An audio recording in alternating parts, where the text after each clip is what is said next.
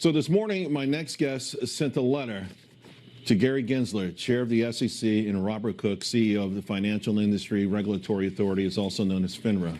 He's asking both organizations to review events that are surrounded Metamaterials Series A preferred shares, we know as MMTLP. Joining me now is South Carolina Congressman and member of the House Financial Services Committee, Representative Ralph Norman. Representative Norman, your letter notes that you've received over 40,000 letters from concerned investors regarding the halting of this stock, the level of shorting. Have you ever seen anything like this?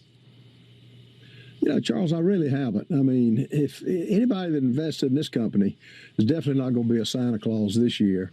Now, the backdrop on this, we had a constituent call our office, and I think it was early in January, it may have been December, asking if we could help find out about where his shares were in a company he invested in. And as you mentioned, it's Metamaterials, trades under MMTLP.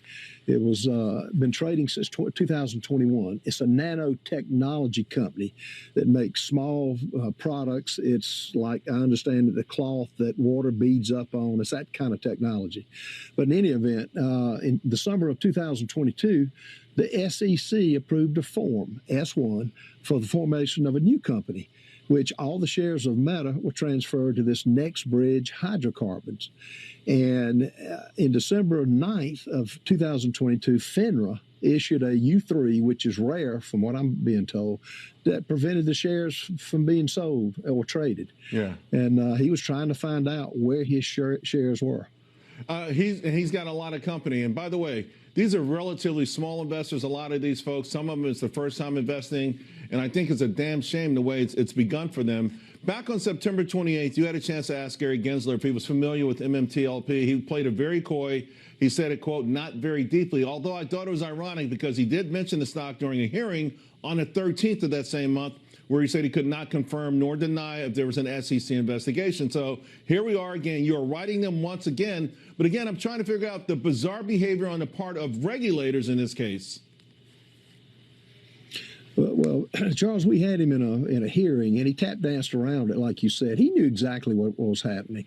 You know, and FINRA, as you know, works for the SEC. Gary's supposed to know about it. You know, when you have the members of, I think the VP of the OTC not knowing why the shares weren't traded, when you can't find out what shares exist, if any, there's no excuse for this. So he's paid to know about this. And, you know, their mantra is to protect the public. And if he can issue 500 pages to require companies on their climate change and the effect on the world, the economy, he can sure find out about this. But as of now, no response. We're asking had 16 questions, asking for answers at the end of the year, the end of this month.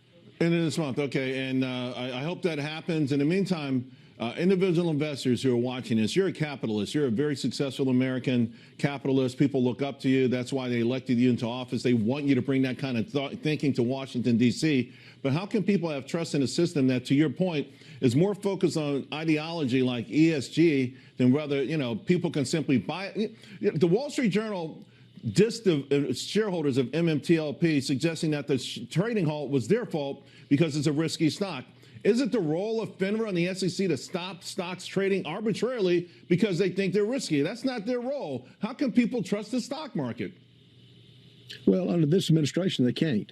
And to get no answers from Gensler, to get no answers from FINRA, it's unacceptable. And so they can't have trust in it. And until new players are involved, these are important agencies. But to ignore it, to not tell us about the blue papers that were filed, to not tell us what they knew and when, is unacceptable. Representative Norman, I want to say on behalf of all these small investors, God bless you. I mean, people, they've been begging for help. They reach out to me on social media all the time. There's so much I can do. I've passed along their concerns to a lot of folks. You stepped up to the plate. I want to say thank you very much. Merry Christmas, and we'll hope to hear from you real soon. Thank you, Charles. Merry Christmas. Thanks a lot.